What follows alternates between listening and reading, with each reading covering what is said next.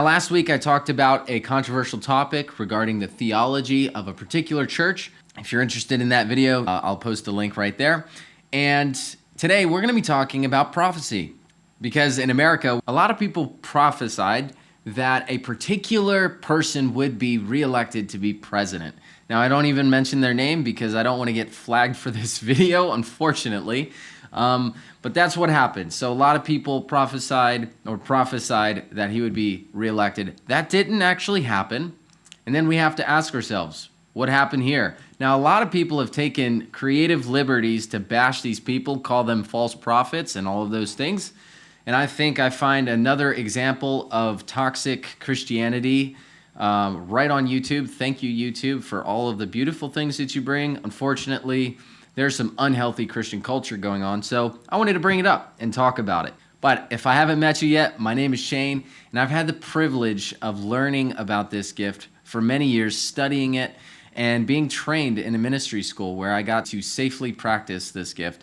And so I feel like I can bring a few healthy tips for you, because when I started off really recognizing that I could hear the voice of God, it was scary.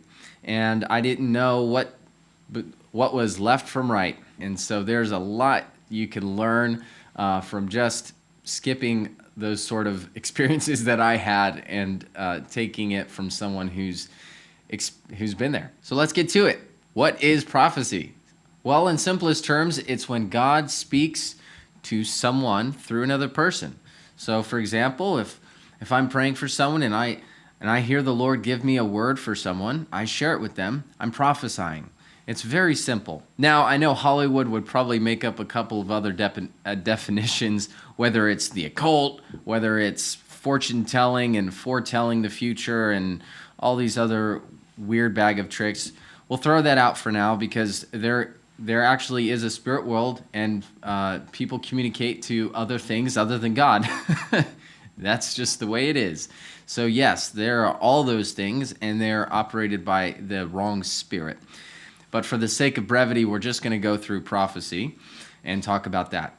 So first off, we got to ask the question, is prophecy for today? Well, let's go to the Bible for a moment and talk about a few scriptures that I think are very relevant for this topic. Number one, in the Old Testament, you had prophets, and they would prophesy, obviously, but the prophets would have moments where the Spirit of God would come and inspire them, and they would give a prophetic word. And it would lead and guide and direct the nation of Israel or even other nations. So they were heavily involved in the moral character of the nation, in things like idolatry and things like how they were treating the orphan and the widow and very real social justice issues. But they were also involved in things like the history of the nation, and some of them were historians, others were scribes. And you would have prophets that would anoint kings. And so the prophets were very involved in things like the political governing of the nation. Why does that matter? That matters because, yes, prophecy does involve politics. Very important for this topic. Okay, in the New Testament, you have Paul talking about prophecy, and it's explained in a very different manner, because instead of just the prophets prophesying, you now have this Holy Spirit poured out on all believers.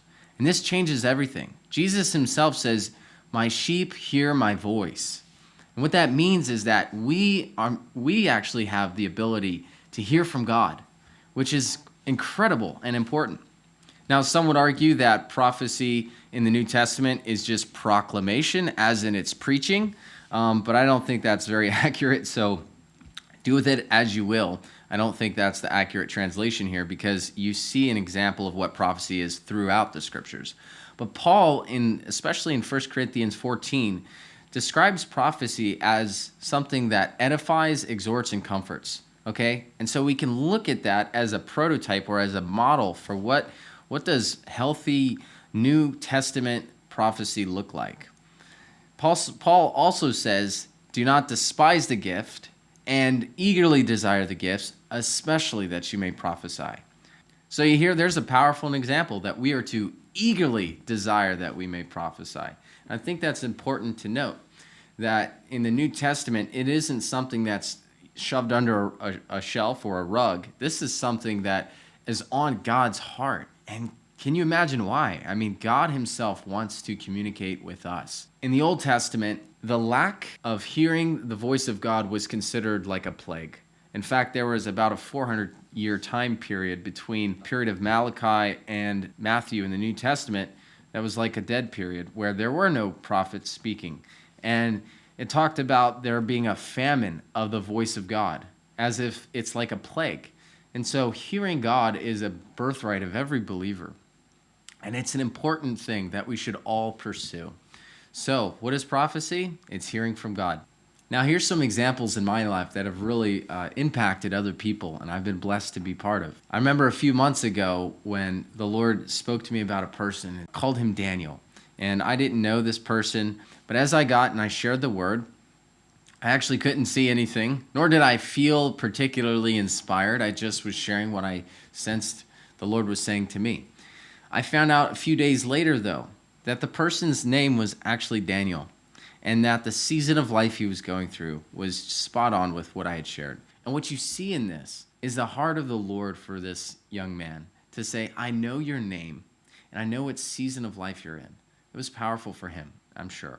Another story I love, I think was very impactful for the man who was there. But as I was sharing these words, he just began to cry.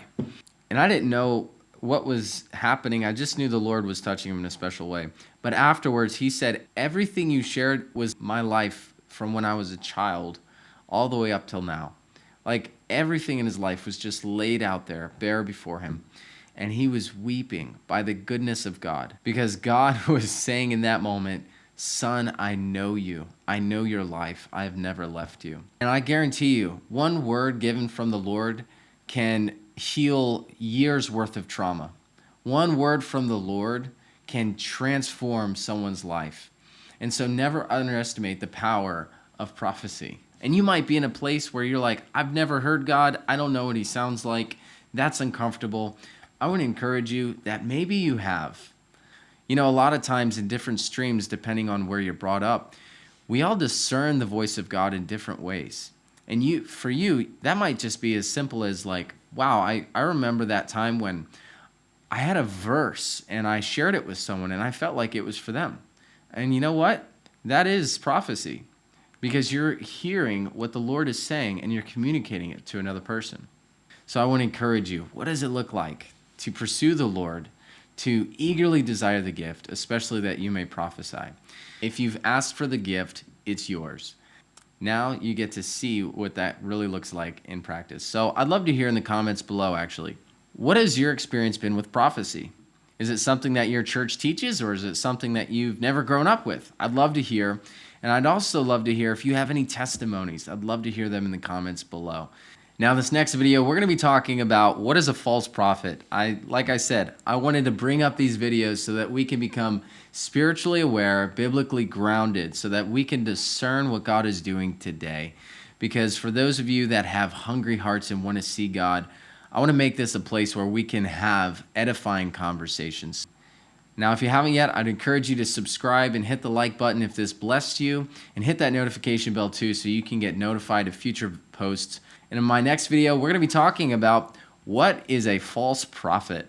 You know, I believe we need to start having conversations around topics so that we can grow to a place where we're biblically solid, but we're also spiritually wise. So I invite you to come on the next video and stay tuned for more.